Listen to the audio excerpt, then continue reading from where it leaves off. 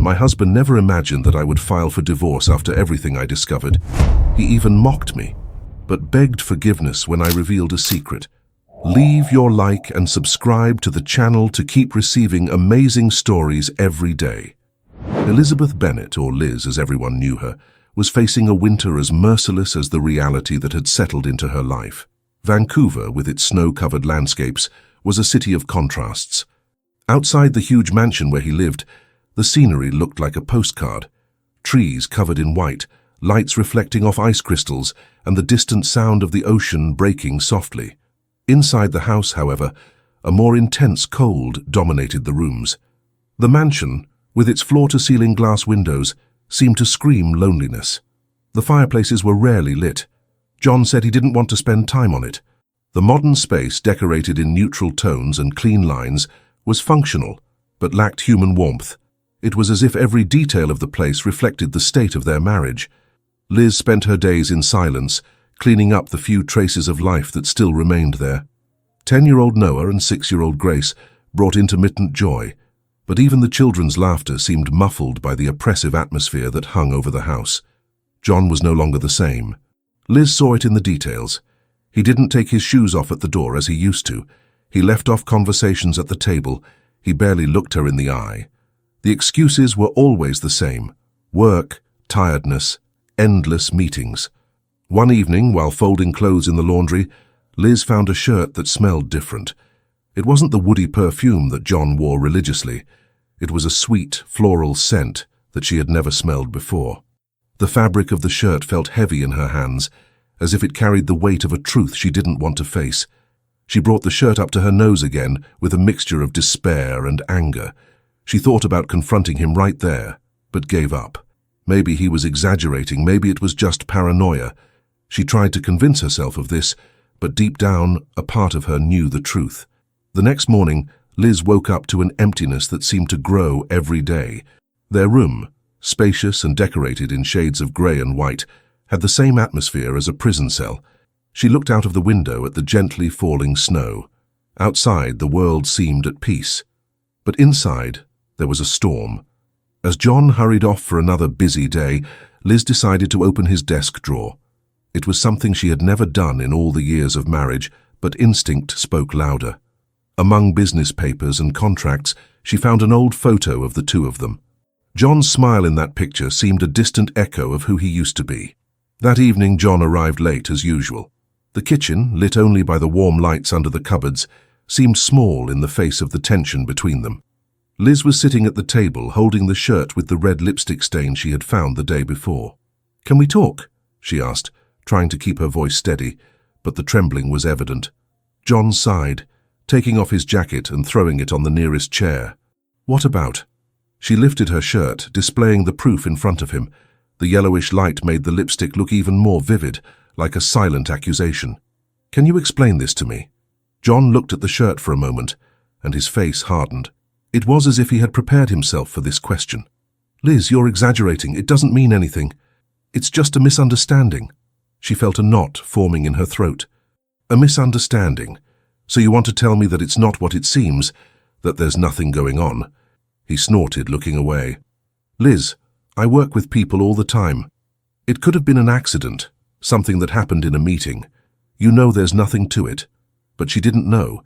In fact, Liz hadn't known anything about John for a long time. She spent the next few weeks watching him, trying to decipher the signs. Each new excuse, each prolonged absence, each message received on his cell phone seemed to confirm her suspicions.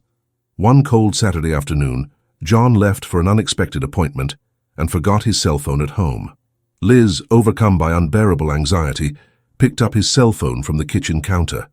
Her hands were shaking as she unlocked the screen. The messages were there, like digital scars. "I miss you. I can't wait to see you again." Liz felt as if the air had been knocked out of her lungs. She put her cell phone back. A short time later, John came back for it. She pretended not to see him, but the damage had already been done. That night, as the snow fell in almost deafening silence, Liz looked out of her bedroom window. The trees in the garden were covered in white, and the wind blew gently.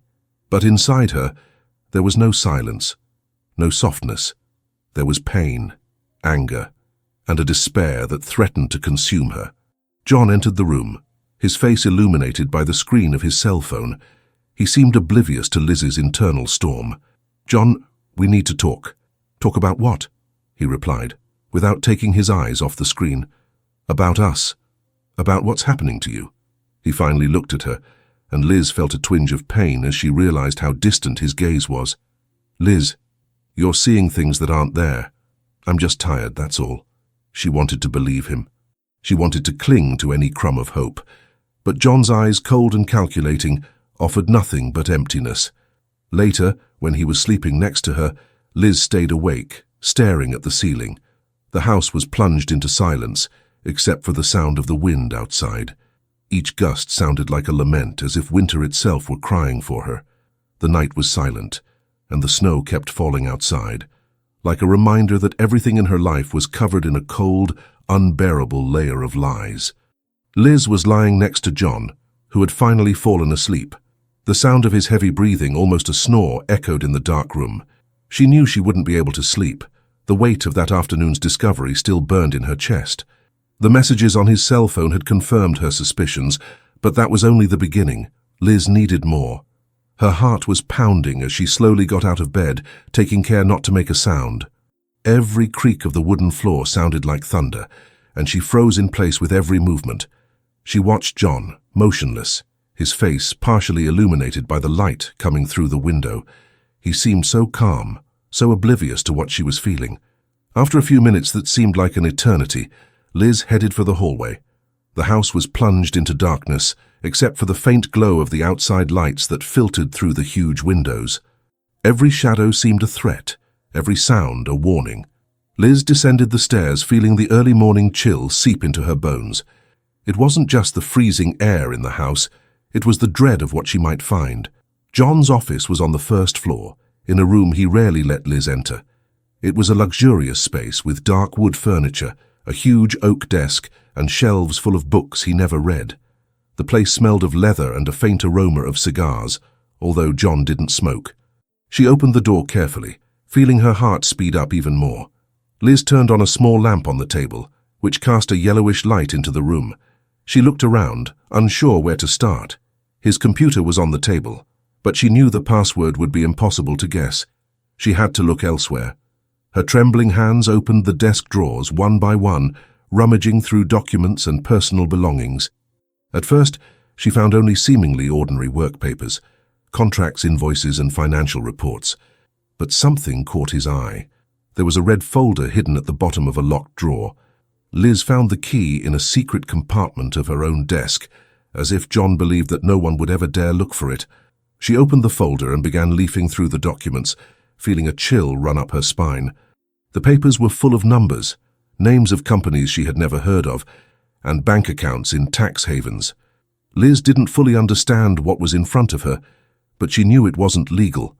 There were also records of transfers of large sums of money, some of them to accounts of people with foreign names, others destined for entities that sounded more like criminal organizations than legitimate companies. While examining the papers, Liz found a smaller envelope inside the folder. Opening it, she felt her heart stop for a moment. They were photos. Photos of John at events he had never mentioned, next to women Liz had never seen before. In some of the pictures, he was hugging a blonde woman, visibly younger. Her clothes were provocative, and the smile on John's lips was something Liz hadn't seen for years. Tears began to fall from her eyes without her realizing it. Each photo was like a stab in the heart, a cruel confirmation that the man she had married no longer existed. But it wasn't just the betrayals that tormented her. Among the photos, there were also images of John on dates with severe-looking men, in environments that seemed discreet and isolated. Their features were dark, their handshakes seemed like transactions laden with secrets. Liz continued to rummage. In another drawer, she found a different cell phone from the one John normally used. The device was hidden under a pile of old folders. When she turned it on, she realized that it didn't have a password. Liz opened the gallery and found more photos and videos. In one of them, John was in a luxurious restaurant with the same blonde woman by his side. They were toasting with glasses of wine while he said something inaudible. In another video, John appeared talking to a man in a black suit in a serious tone, mentioning something about covering tracks, and ensuring everyone's silence. The combination of personal betrayals and shady business dealings was more than Liz could bear. She sat in John's chair, hands on her face, trying to control the panic that was taking over her body. Everything she had believed to be true was crumbling before her eyes. She knew she couldn't stay there for long. She needed to take something as proof, but without John noticing that the documents had been tampered with. She took out her cell phone and took pictures of the most incriminating papers. She did this with trembling hands, trying to be as quick as possible. When she had finished, she put everything back exactly where she found it, checking every detail to make sure nothing seemed out of the ordinary. As she left the office, holding John's cell phone tightly, Liz looked out of the window. The snow was still falling, covering everything with its implacable silence. But for Liz, there was no more silence. Her mind was in turmoil, her heart a mixture of fear, anger, and sadness. She climbed the stairs carefully, returning John's cell phone to where she found it before finally returning to her room. John was still asleep, oblivious to the fact that his mask was beginning to fall. Liz watched him for a few moments, her eyes filled with tears and a feeling of emptiness that she had never experienced before.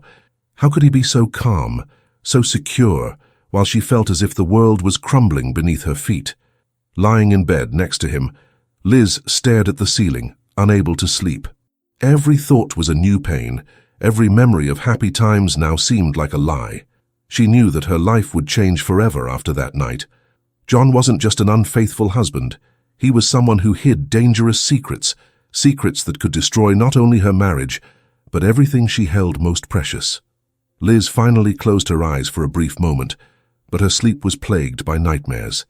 In the back of her mind, she knew she couldn't ignore what she had discovered. The clock on the wall read 6 in the morning, but Liz had already been awake for hours. The night had been endless, marked by nightmares, silent tears, and incessant thoughts. The documents she had seen, the images and videos on her cell phone, all of it swirled around in her mind like a storm that never let up. As the sun began to rise, casting a cold light on the snow outside, Liz felt she could no longer put off the confrontation. It wasn't just a question of betrayal. It was her dignity, her safety, and that of her children. At breakfast, she maintained a semblance of normality in front of Noah and Grace. She prepared pancakes, listened to their stories, and helped them get dressed. However, inside, every word and smile she shared with her children was an effort to hide the storm that was about to break. As soon as the children left for school, Liz stood in the doorway for a few moments, watching the car disappear into the snow-covered street. When she turned around, she saw John sitting on the sofa in the living room, drinking coffee and reading a newspaper, as if nothing had changed. She felt a lump in her throat. He looked so calm, so comfortable, as if he were an exemplary husband and father. But Liz knew the truth, and it filled her with an almost uncontrollable rage. She took a deep breath, trying to calm her trembling hands. There was no more putting it off. "John, we need to talk," she said firmly as she entered the room. John lowered his newspaper and looked at her with a slightly confused expression. "Again, Liz. About what? Haven't we already talked about everything? Leave me alone here reading my paper, please." Liz approached him slowly, crossing her arms to try to contain the whirlwind of emotions she was feeling. "About you. About us." He tilted his head, with an expression of false concern. "Liz, what's going on? You've been acting strange lately. Are you trying to ask me for something? Is it renovating the house?" She didn't answer straight away. Instead, she went over to the table where he had left his cell phone and picked it up. John immediately stood up, the expression on his face changing from confusion to something closer to alarm. "What are you doing with my phone?" Liz held the device tightly, as if it were her only defense. "I saw everything, John. The messages, the photos. I know about the woman you're seeing." His reaction was instantaneous. John took a step forward, with an expression of controlled anger. "You went through my things, Liz. That's an invasion of privacy." She felt a chill run down her spine, but she didn't back down. "Invasion of privacy? Is that what you have to say after everything I've seen, after all the lies?" John ran a hand through his hair, as if trying to pull himself together. His expression softened, and he adopted a calmer, almost paternal tone. "Liz, listen, I can explain. It's not what it seems. You've got it all wrong." She laughed bitterly, shaking her head in disbelief. "Getting it wrong? Do you have any idea how pathetic that sounds? Do you think I'm an idiot, John, that I'm going to believe another one of your lies? He clenched his fists, visibly frustrated. I didn't lie to you. That woman, she means nothing. It was a mistake, that's all. I was stressed, overloaded with work. A mistake. A mistake is forgetting to buy milk at the market, John. That's a betrayal. You've destroyed our family. John took a few steps back, as if her words had hit him. He stared at the floor for a moment before looking up again. This time his eyes were filled with something Liz hadn't seen for a long time. Fear. Liz, I know I made mistakes, but that doesn't mean you can go through my things like a policewoman. That was wrong and you know it. You crossed a line. She felt a pang of anger when she heard those words. He was trying to set himself up as the victim, as if she were to blame for the situation. I crossed a line. You crossed every possible line, John. I trusted you. I built my life with you, and you destroyed everything. And it's not just the betrayals, John. It's the dirty deals, the hidden money, the dangerous people you're involved with. John's face went pale for a moment, but he quickly regained his composure. Dirty business? You're delusional, Liz. I don't know what you think you've seen, but I'm a respectable businessman. Respectable? Do you think I'm blind? That I don't know what those papers you hide in your office mean? The bank accounts, the transfers to tax havens, the meetings with men who look like they're straight out of a mafia movie? John exploded, his anger spilling over uncontrollably. Enough! You have no idea what you're talking about. You've gone where you shouldn't have. You've invaded my privacy, and now you're trying to turn it against me. This is absurd. Liz wasn't intimidated. She crossed her arms, facing him with a determination she didn't know she possessed. Do you know what's absurd, John? It's the fact that I've spent years with a man I don't even know. It's the fact that you lied to me every day while I took care of our home, our children, believing that we were building something together. For a brief moment, John seemed to hesitate. He looked away, as if looking for a way out, but quickly defended himself again. Liz, I never meant to hurt you. I made mistakes, yes, but everything I did was to ensure our family's future. She gave a short laugh full of bitterness. Guarantee our family's future? By cheating on your wife and getting involved in crimes? Is that how you secure the future? You don't understand, Liz. The business world is complicated. Sometimes you have to make difficult decisions to stay on top. Difficult? She repeated, incredulous.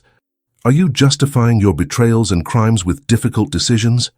John, realizing that he was losing control of the situation, tried to change his approach. He approached her, his eyes now filled with something that looked like regret. Liz, please, I know I made a mistake, but I love you. I love you and the children. We can get through this together. She recoiled, as if his words were poison. No, you don't love me. You love yourself, John. And I'm not going to pretend that's enough anymore. The two of them were silent for a few moments, the sound of their heavy breathing filling the space. Finally, John pulled away, grabbing his coat and keys. If that's the way you want it, Liz, I'm going out for a while. I'll be back tomorrow. I'll sleep in a hotel in town. When you've calmed down, we'll talk again. She watched him walk out the door, feeling a mixture of relief and despair. As soon as the door closed, Liz collapsed on the living room floor, her tears finally escaping.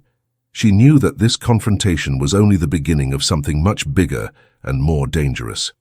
Liz was sitting on the living room sofa, enveloped in an almost deafening silence. John's words still echoed in her mind, especially the way he had tried to turn the tables, accusing her of invading his privacy while his own actions destroyed everything she believed in. She felt betrayed, humiliated, but above all she felt vulnerable. Her children came home from school that afternoon, and Liz welcomed them with a forced smile, trying to hide the storm roaring in her chest. Grace, innocent and full of energy, started talking about a drawing she had done in class, while Noah told her about a field hockey match planned for the weekend. Liz listened attentively, but inside, their every word was a reminder that she needed to act. Hours later, when the children were asleep, Liz sat in the kitchen, staring at the cup of tea in her hands. The memory of the hidden cell phone and the evidence she had uncovered wouldn't leave her alone. She knew that John wasn't the kind of man to truly repent, but even so, part of her wanted to believe that he could change. It was then that an idea struck her. She remembered that his cell phone was linked to his computer in the office, automatically synchronized to save messages. With her heart pounding, and knowing that he wouldn't be coming home that night, Liz got up and walked slowly to the office. The space seemed even colder and more oppressive at night, the shadows of the bookshelves casting themselves on the walls. She turned on John's computer and waited for it to boot up, hoping that the password was still the same. She typed in the sequence of numbers she remembered and, to her relief, it worked. The home screen opened, revealing an organized but almost empty desktop. Liz clicked on the icon for the messaging app that she knew was linked to her phone. The program loaded, and she began to read John's recent conversations. Her breathing quickened as the conversations unfolded before her eyes. One message, sent that afternoon, caught her eye immediately. It was to the number she already associated with her lover. The words on the screen were like stabs to the heart. "The insufferable woman has found out a few things. I don't know how far she's seen, but we need to cancel the trip. I don't want to take any risks. 2 days would be perfect, but now we have to wait. I'll sleep there with you tonight. I told her I was staying in a hotel so she could think more about the accusations she made against me. Look good. I miss you so much." Liz felt her hands shaking, but continued reading. The conversation unfolded with an intimacy that made her feel disgusted. Not only was John communicating with his lover openly, but he was also making plans for the future. "It's going to be just the two of us soon," he wrote, followed by a long declaration of love that seemed like a cruel parody of what Liz had always wanted to hear from him. She read on, and the next message made her stomach turn. "I'm organizing everything with Brian. As soon as the assets are transferred into his name, Liz won't be entitled to anything. I'll get rid of it without losing a penny. She doesn't deserve anything I've built. We'll talk more later. A kiss. I love you." The words were so cruel that Liz had to look away for a moment. She put her hand to her mouth to hold back a sob, but she couldn't cry now. She needed to concentrate. She turned to her computer and took pictures of the messages with her cell phone, making sure to capture every detail. Then he started looking for more evidence. In hidden folders on his computer, he found documents that confirmed John's involvement in illegal financial transactions, bank accounts in tax havens, suspicious transfers, contracts signed with names she had never heard of before. The seriousness of the situation seemed to grow with each new file she opened. Liz knew she was taking a risk. If John found her there looking through her computer, it could be dangerous, but she couldn't stop. She had to protect herself and, more importantly, her children. When she had finished recording everything, she switched off her computer and quietly went back to her room. Sitting on the bed, she stared into the void, trying to organize her thoughts. John had not only betrayed her as a wife, he had betrayed her as a life partner, as the mother of his children. He was prepared to leave her with nothing, to throw her out on the street while he kept his mistress and got rich off crime. Liz knew she couldn't allow that to happen. The next morning, as soon as she dropped Noah and Grace off at school, Liz called Grace, her best friend and trusted lawyer. Grace answered almost immediately, and Liz couldn't hold back the tears as she explained the situation. "Grace, he's trying to take everything away from me. He plans to transfer the assets to someone else before the separation. I found documents, messages. He's involved in illegal things." On the other end of the line, Grace's voice was firm and reassuring. "Liz, we need to act fast. Bring everything you found to me. We'll analyze it and plan the next steps." "What about the children?" Liz asked, her voice trembling. "What if he finds out I'm getting ready to run away?" "We'll protect them. Liz, listen to me. You're not alone." These words were like a balm to Liz. Although she was still terrified, she felt a little stronger knowing that Grace was by her side. That afternoon, Liz began to work out her plan. She grabbed a suitcase and began to pack clothes for herself and the children, hiding everything in a discreet corner of the closet. She also made copies of all the documents she had found and hid them in a safe place. Liz knew that John was intelligent and dangerous. She couldn't afford any mistakes. Over the next few days, Liz watched John's every move. He seemed more agitated, more impatient, as if he sensed that something was about to happen. Liz kept up the facade, acting as if everything was normal, as if she no longer suspected anything, but inside, she was on constant alert. On the eve of the trip he had cancelled with his lover, Liz was ready to act. Her heart was heavy, knowing that she was about to leave behind everything she knew. But as she looked at Noah and Grace, sleeping peacefully in their beds, she felt the strength to go on. Dawn brought a pale light that spread through the house like a harbinger of the difficult day that awaited Liz. She had spent most of the night organizing the last details of her escape. Every move, every decision seemed to carry an unbearable weight. She knew she couldn't fail. If John found out what she was about to do, the consequences would be devastating. In the children's room, Noah and Grace were still sleeping peacefully, their small breaths filling the room with an illusory peace. Liz watched them for a few moments, feeling a pang of guilt at the thought that she was about to tear them away from everything they knew. But there was no choice. Their safety was at stake. She went back to her room and opened the closet, where she had hidden 2 small suitcases with the most essential clothes. Each piece had been chosen carefully, without excesses that might attract attention. Liz knew she needed to be discreet.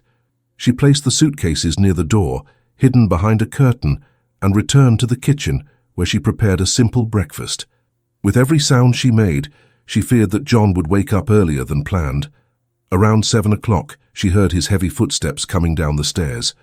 Liz took a deep breath, trying to look as natural as possible as she placed a cup of coffee in front of him. John sat down at the table without saying a word, his face expressionless, but his eyes appraising Liz carefully. She knew he was suspicious. "You're quiet today," he finally said, his voice carrying a casual tone but with a hint of accusation. "I'm just tired." "I had trouble sleeping," replied Liz, keeping her voice calm. He nodded slowly, but said no more. He finished his coffee and left, mentioning a meeting downtown. Liz watched through the window as his car disappeared down the snow-covered street. As soon as she was sure he was far away, she ran to the children's room. "Noah, Grace, wake up. We're going on a little adventure today," she said, forcing a smile. The children opened their sleepy eyes, confused but trusting their mother. Liz helped them both get dressed quickly, opting for warm, comfortable clothes. Meanwhile, her thoughts were racing. She checked her bags again, her documents and the cell phone where she had stored all the evidence against John. Everything was ready. Liz carefully placed the suitcases in the trunk of the car, making sure that no one in the neighborhood was watching. Then she put Noah and Grace in the back seat and started the car. The engine rumbled softly, but to Liz, it sounded like a scream that could alert John at any moment. As she drove, the tension in her chest increased. Liz knew that John had contacts and that it wouldn't be long before he realized that she had run away. Every intersection she passed, every car she saw in her rearview mirror seemed to be a threat. Her hands were steady on the steering wheel, but she was sweating with nervousness. Noah, noticing his mother's behavior, asked, "Mum, where are we going?" Liz took a deep breath before answering, trying to keep her voice calm. "We're going to spend a few days somewhere different. It's going to be fun, you'll see." Grace smiled, excited at the idea of an adventure, but Noah looked suspicious. He was older, more perceptive, and knew something was wrong. Liz kept driving until she reached a less busy road. She couldn't risk John tracking her movements. She had planned her route carefully, choosing a route that avoided the main highways and any place where John might look for her. After hours on the road, she stopped at a discreet motel on the outskirts of a neighborhood far from where they lived. It was a simple place, with a flashing neon sign that seemed about to go out. Liz parked the car at the back, out of sight of anyone who might pass by. As she entered the room with the children, she felt a mixture of relief and sadness. The place was far from the comfort they were used to, but for now, it was safe. Liz knew she needed to call Grace, her lawyer friend, to let her know that they were safe and that they had taken the first step. However, before making the call, Liz checked her cell phone to make sure there were no signs of tracking. Grace had mentioned that John could use some kind of software to locate the device, so Liz took every precaution to avoid this. Finally, she dialed the number. "Grace, we're safe for now. I'm with the children in a motel a long way from home." "That's good to hear, Liz. You did the right thing. Now we need to make sure that John doesn't find out where you are. I'll contact the local authorities to report what we've found." "Thank you, Grace. I don't know what I'd do without you." Liz hung up and looked at her children, who were sitting on the bed in the small room trying to entertain themselves with the few toys they had brought. Her heart squeezed at the thought of how much their lives were about to change. That night, Liz hardly slept. Every sound in the motel corridor made her shiver, fearing that John might appear at any moment. However, when the sun came up, she knew she had made it through the first day. There was still a long way to go, but for now, she and her children were safe. Liz woke up to the sound of the wind beating against the windows of the small motel where she had hidden with her children. The morning light filtered through the worn curtains, casting flickering shadows on the walls of the room. The night had been a mixture of wakefulness and restlessness. Liz had slept little, tormented by thoughts of John, his cruel plans and the risks he was taking. She looked at Noah and Grace, who were still sleeping peacefully, and felt a tightening in her heart. No matter how tired or terrified she would do anything to protect them.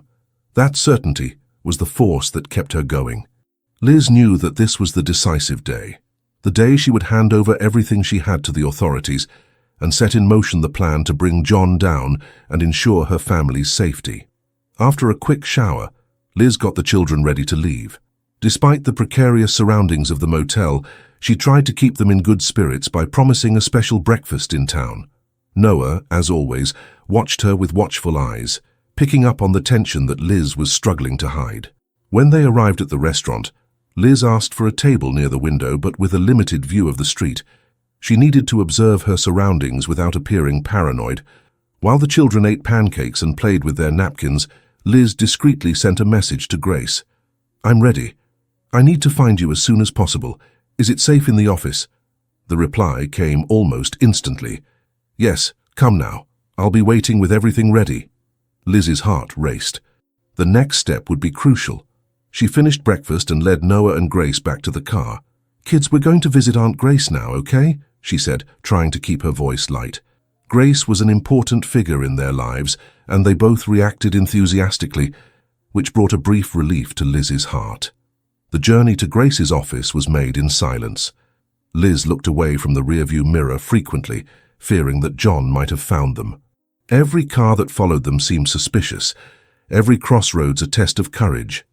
When she finally reached the discreet building where Grace worked, Liz felt a slight relief. Grace was already waiting in the parking lot. She waved to Liz with a warm smile, but there was concern in her eyes. Liz parked and quickly got out of the car, helping the children down. "Hi, Liz." "Hi, kids," said Grace, trying to maintain a friendly tone as she looked around carefully. "Let's go upstairs." Grace's office was a small but cozy place. There were toys and children's books in one corner, something she always kept for Liz's children when they visited. Noah and Grace ran off to explore the space, while Liz and her friend entered a private room where the tension in the air was palpable. "It's all here," said Liz, placing the documents and cell phone on the table. Grace began to examine the evidence with a meticulous eye. Every message, every transaction, and every photo was analyzed in silence, while Liz watched anxiously. "This is very serious, Liz. John is involved in money laundering and fraud schemes on a scale that could put not only you, but even the children in danger. Let's hand this over to the authorities immediately." "Do you think they'll take it seriously?" Liz asked, her voice trembling. "What if John finds out before we can act?" Grace put her hand on Liz's shoulder. "They'll take it seriously, Liz. You have enough evidence to open a full investigation. I've already contacted a reliable investigator who can help us, but we need to move fast." Grace made a call to a contact at the police, explaining the situation and arranging a meeting to present the evidence. Liz listened in silence, trying to process what was happening. The idea of involving the police made her nervous, but she knew it was the only way to guarantee her family's safety. Hours later, Liz and Grace were in a police station, sitting in a meeting room with the detective in charge of the case. He was a serious man, with a penetrating gaze that seemed to see through any lie. Liz explained everything: the betrayals, the documents she had found, the messages on her cell phone. "Here's the evidence," she said, handing over the cell phone and the copies of the documents. The detective began to examine the material while jotting down important information. "This is more than enough to start a formal investigation. Your husband is involved in criminal activities that could have international ramifications. We will need your cooperation to gather more evidence and ensure that he is held accountable." Liz felt a mixture of relief and fear. Relief that something was being done, but fear of John's possible reprisals. "What about the safety of my children?" she asked. "We will provide protection for you and your family. We already have teams ready to act if necessary." When the meeting was over, Liz left the police station with a slightly lighter weight on her shoulders. It wasn't the end of the battle, but it was a start. She knew the road ahead would be difficult, but she was determined to fight for her children and for justice. Grace held her hand as they walked back to the car. "You were amazing today, Liz. It's not easy to do what you did." Liz smiled, but her eyes were still full of worry. "I just want it to end. I want my children to be able to live without fear. And they will. We'll make sure of that together." As she drove back to the motel, Liz felt a new determination forming inside her. John might have taken a lot out of her, but he wouldn't take away her courage. John was in his office, sitting in his black leather armchair, absent-mindedly swirling a glass of whiskey in his hand. The house was incredibly quiet, a contrast to the last few tense days. Liz and the children weren't there, and that was starting to bother him more than he wanted to admit. At first, he thought Liz was just trying to make a drama by going to some friend or relative's house. But the days went by, and there was no sign of her. He had tried calling her cell phone, but it always went to voicemail. He discreetly asked the neighbors if anyone had seen her, but no one had any information. His irritation grew by the day, mixed with a twinge of worry. John wasn't the type to worry easily, but something about Liz's silence made him uneasy. That morning, while he was going over some documents, the sound of the doorbell echoed through the empty mansion. John frowned. He wasn't expecting anyone. He got up reluctantly and went to the door, his mood already souring. When he opened it, he found a man in a dark suit with a serious expression and an envelope in his hands. "Jonathan Bennett?" asked the man. John nodded, crossing his arms. "Yes, it's me. Who are you?" "I'm a bailiff. I'm here to deliver this summons." John's heart raced for a moment, but he remained impassive. He took the envelope from the officer's hands and opened it quickly, reading the first few lines of the document. It was a formal notice informing him that he was under investigation for money laundering, fraud, and other financial crimes. He looked at the officer with a mixture of incredulity and anger. "This is ridiculous. I have no idea what they're talking about. Mr. Bennett, I suggest you read it carefully. The subpoena contains information about the next legal steps. Good luck." The officer gave a brief nod and walked away, leaving John standing in the doorway with the envelope in his hands. He closed the door firmly and walked to his office, throwing the envelope on the desk. He took a deep breath, trying to process what had just happened.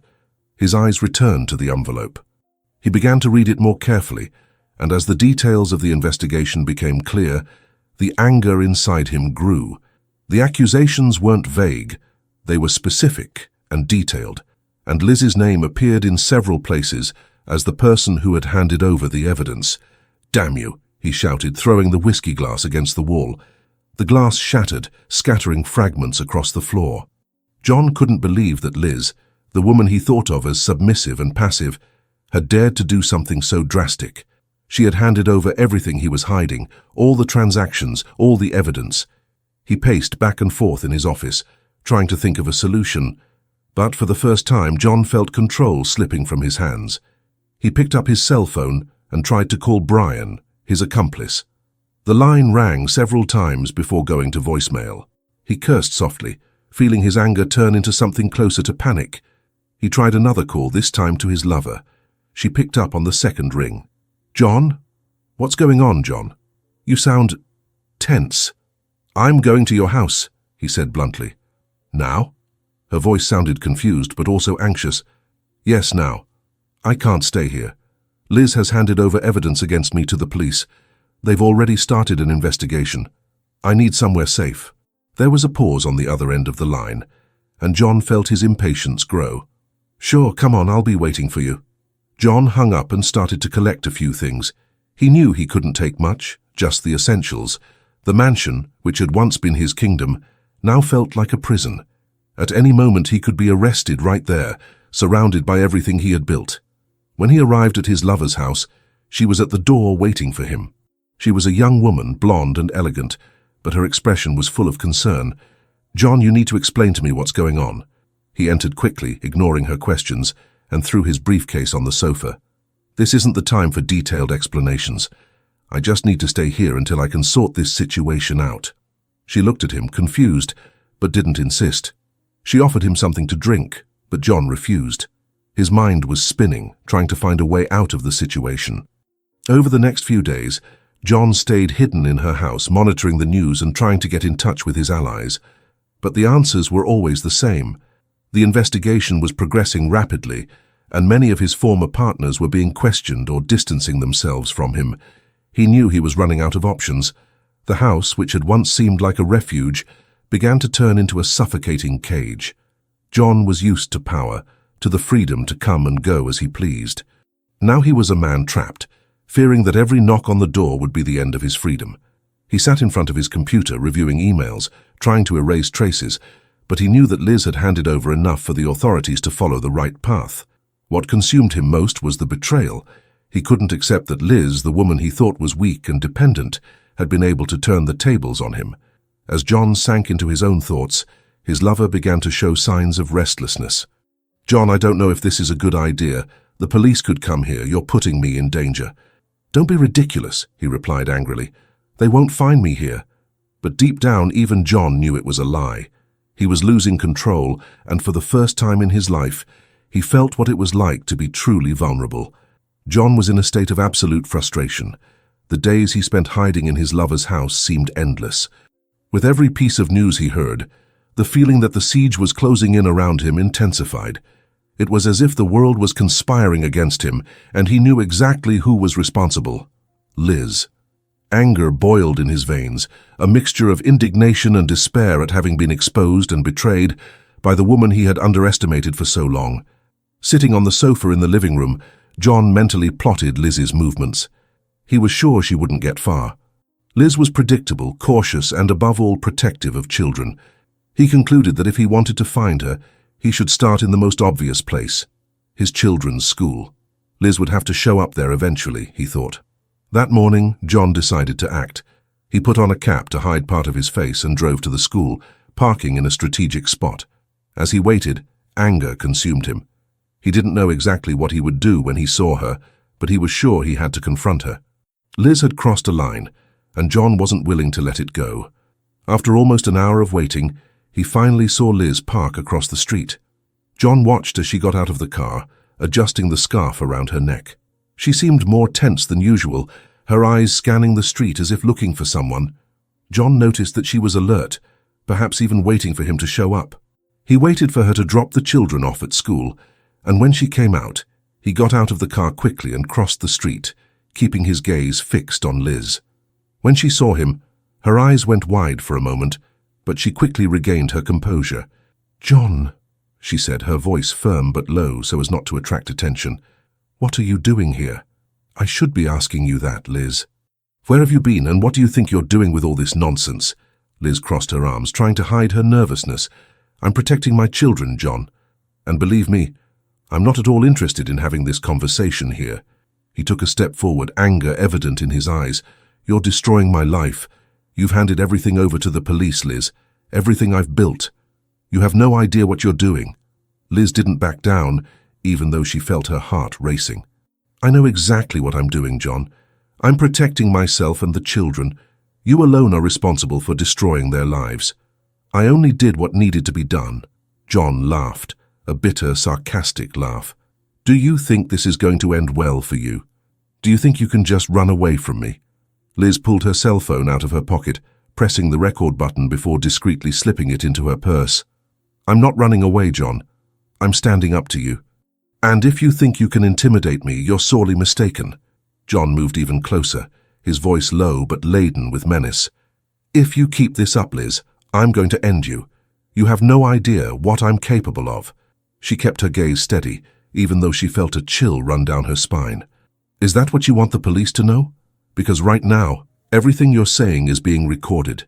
John was paralyzed for a moment, the expression on his face turning from anger to shock. "What?" Liz opened her bag and showed him her cell phone, the record button clearly visible on the screen. "Every word you said, John, every threat, it's going to be forwarded to the authorities, so if I were you, I'd think very carefully about what you say next." John looked stunned. He took a step back, his hands shaking with anger. "You'll regret this, Liz." "No, John. You're the one who's going to regret it. Now get out of here before I call the police." He looked around, noticing that some people on the sidewalk were beginning to notice the tension between the two of them. Without saying another word, he turned and left, marching back to his car with quick, steady steps. Liz stood still for a few moments, trying to control her rapid breathing. When John returned to his lover's house, he hoped to find some consolation, but when he opened the door, he realized that something was wrong. The house was strangely silent, and there was no sign of her. John entered the living room and saw a note on the table. "John, I can't go on with this. I don't want to risk being arrested as an accomplice. I'm going away for a while. I hope you understand." He crumpled the note up tightly, feeling his anger rising again. Everyone was abandoning him. First Liz, now his lover. He picked up his cell phone and started calling his old friends and business partners, but the calls went straight to voicemail. No one answered. Nobody wanted to be associated with him. John threw his cell phone against the wall, screaming in frustration. He was alone, cornered and out of options. And for the first time, he began to understand that there was no easy way out for him. He decided to go back to the mansion to get some money and come up with a plan. The mansion that had once been a symbol of power and status was now plunged into darkness. John sat on the floor of his office, surrounded by scattered papers, his face buried in his hands. With each passing second, the sense of control he cherished so much slipped through his fingers like fine sand. There were no more messages of support, calls from business partners or any sign of loyalty from friends. He was completely alone. News of the investigation dominated the local news and occasionally reached the national channels. His name was mentioned frequently, linked to money laundering crimes, fraud and suspicious connections to international financial schemes. John knew it was only a matter of time before the police came knocking with a warrant for his arrest. He knew he couldn't stay there. The mansion, once a refuge, had turned into a trap. The isolation made him paranoid, hearing sounds that probably didn't exist and seeing shadows where there was nothing. He decided he needed to escape. It would be his only chance of avoiding what seemed inevitable. John spent the night gathering what little he had left.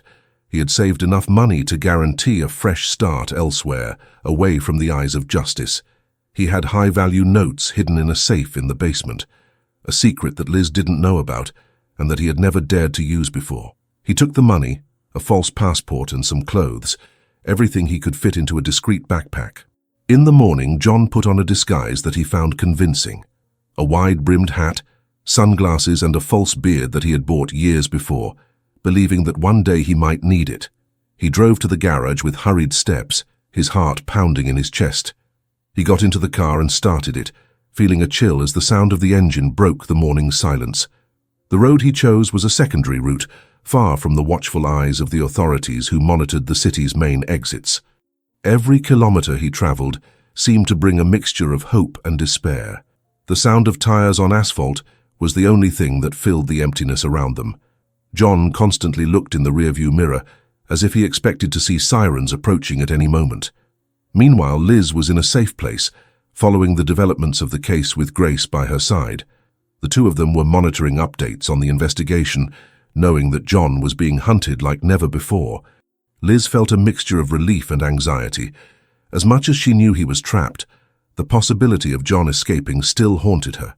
John continued his escape, driving for hours without stopping. His mind was in chaos, his thoughts oscillating between anger at having been betrayed and fear of being captured. He began to plan what he would do when he reached his destination. Perhaps he could disappear to another country, change his identity, and rebuild his life. But deep down he knew that these were unlikely fantasies. When he was about 50 kilometers from the state border, John noticed something strange on the road ahead. A police roadblock. His heart raced, but he tried to stay calm. "These are just routine checks," he thought. "They don't know I'm here." Approaching the roadblock, John tried to look as casual as possible. The officers were stopping all the vehicles, and he knew he couldn't help it.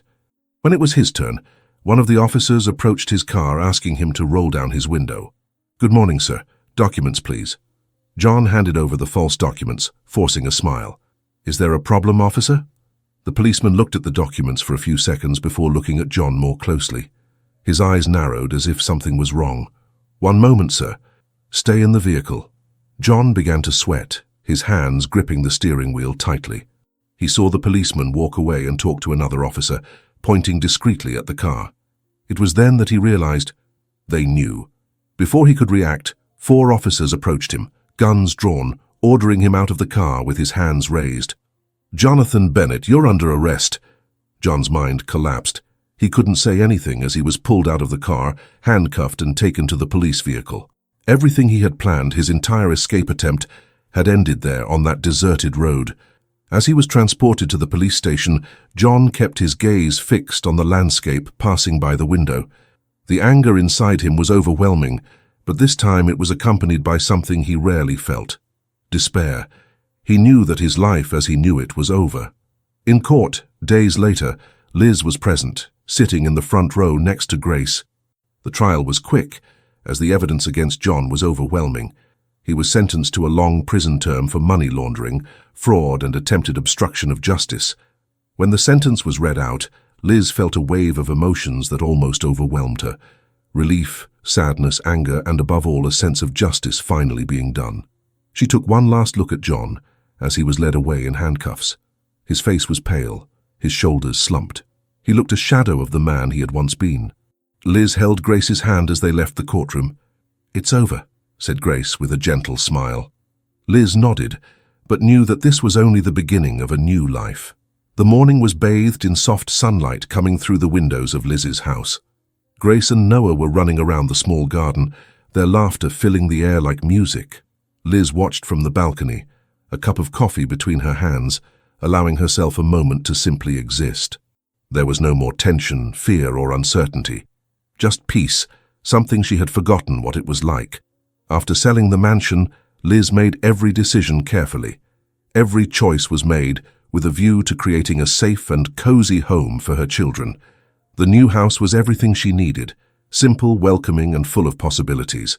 Liz had bought everything up front, ensuring that she would have no debts or financial worries. For the first time in years, she felt in control of her life. As she sipped her coffee, Noah approached, holding a field hockey ball in his hand. "Mom, can I practice in the backyard?" he asked, his eyes shining with enthusiasm. Liz smiled, leaning over to stroke his hair. "Of course, darling, but watch out for Grace's flowers, okay?" He laughed and ran back to the yard where he started practicing with a makeshift field hockey stick. Liz watched him for a moment, feeling deeply proud. Noah had been through so many changes, but he was flourishing. Local field hockey was helping him channel his energy and find new friends. Grace appeared soon after, holding a sketchbook. "Mom, look what I've done," she said, holding out the notebook to Liz. On the paper, there was a colorful drawing of a house with trees and flowers all around, just like their new home. In the center, 3 figures were holding hands: Liz, Noah, and Grace. "It's beautiful, darling. You're an incredible artist," said Liz, kissing her daughter's forehead. "The teacher said I could take part in the school's drawing competition. Do you think I should?" Liz held her daughter's face gently, looking into her curious and hopeful eyes. "I think you can do whatever you want, Grace. You're brave and talented, and I'll always be here to support you." Grace smiled, hugging her mother tightly. Liz felt the warmth of that embrace and allowed herself to close her eyes for a moment. Her children were her anchor, the reason she had found the strength to face everything that had happened. In the evening, while tidying up the kitchen, Liz reflected on the path that had led her there. She thought about John, the choices he had made, the destruction he had caused not only to her life but to his as well. It wasn't a thought that brought pleasure, but there was a certain clarity in recognizing that he was responsible for his own fate. John, now in prison, was also in a process of reflection. The cold grey walls of his cell were a constant reminder of everything he had lost. During the first few months, his anger and denial consumed him. He blamed Liz, the friends who had abandoned him, even the justice system. But little by little, loneliness began to break through the armor of arrogance he had built up over the years. One night, sitting on the narrow bed in his cell, John picked up a piece of paper and began to write. It was a letter to Liz. He knew she might never read it, but he needed to say the words he'd never had the courage to say in person. "Liz, I know it's too late to ask for forgiveness, but I need you to know that I'm sorry. For everything. For the lies. For the betrayals. For not being the man you deserved. I destroyed what we had, and now I see the price of that. I hope you and the children find the happiness I was never able to give you." When he had finished, John folded the paper carefully and placed it on the small table in his cell. For the first time, he felt something that could be described as genuine regret. Liz, for her part, didn't expect any apologies or regrets from John. For her, the journey of recovery and rebuilding was something she was doing for herself and her children. But at times, she allowed herself to think of him, not with hatred, but with a mixture of sadness and acceptance. John had chosen his path, and now he was reaping the consequences. One quiet afternoon, while she was helping Noah adjust the wheels on his skateboard and Grace was drawing on the floor with colored chalk, Liz realized something important. No matter what she had lost, she had gained something even more valuable: freedom, peace, and the chance to create a bright future for her family. That night, as she put the children to bed, Liz felt a warmth in her heart when she heard Noah and Grace's sleepy voices murmuring, "Good night." She closed the bedroom door with a smile and went out onto the balcony, where she sat under the starry sky. For a moment she closed her eyes, feeling the breeze touch her face. She had learned so much along that journey: the importance of trusting herself, being resilient in the face of adversity, and never underestimating her own strength. Liz knew there would still be challenges, but she was prepared to face them. Because at the end of the day, she had won. Did you like this moving story? Then like the video to show your support. Don't forget to follow the channel for more incredible stories like this one. And now click on the video that appears on your screen. I'm sure you'll love it too. Until the next video.